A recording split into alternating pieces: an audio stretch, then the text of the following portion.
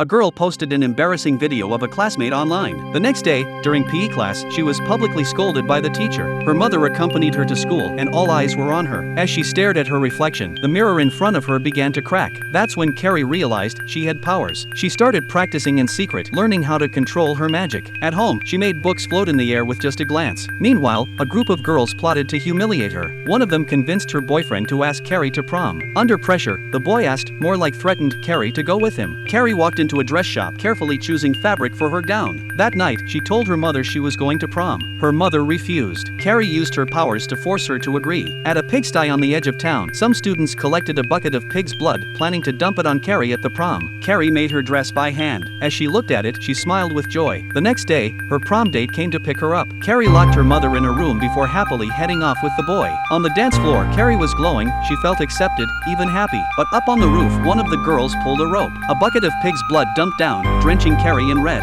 The boy beside her shouted in outrage.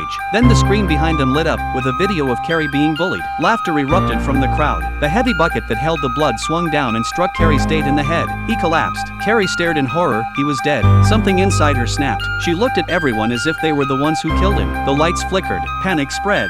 Students ran for the exits. Carrie unleashed her powers. Every classmate who had mocked or hurt her, she made sure they didn't leave alive. She raised her hand again. The fire sprinklers exploded, water pouring from the ceiling. She ripped down electrical wires, forming a barricade against anyone trying to escape. Only one person she protected, the teacher who had been kind to her. She lifted her up, shielding her from the sparks. The prom descended into chaos, a firestorm of destruction. One of the culprits tried to flee in a car. From a distance, Carrie saw the vehicle speeding away. She stomped her foot. A crack split the earth. The girl in the car screamed at her boyfriend to run Carrie over. He obeyed, no hesitation. But Carrie stopped the car mid-charge with her mind. The man died instantly. Then Carrie lifted the car into the air, trapping the girl inside. The girl panicked, slamming on the gas. The car lunged forward, crashing into a glass wall. Carrie summoned a utility pole and hurled it down. It smashed into the car, causing a fiery explosion. Exhausted and covered in soot, Carrie stumbled back home. But her mother, her only family, the one who had always loved her, tried to kill her. Carrie fought back. Using her powers, she turned the house's sharpest objects into weapons. Her mother was pinned to the wall, lifeless. One classmate, filled with remorse, came to apologize.